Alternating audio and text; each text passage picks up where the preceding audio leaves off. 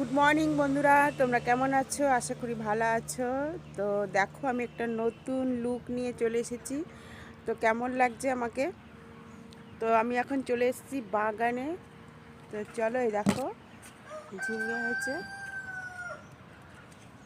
দেখো কত বড়।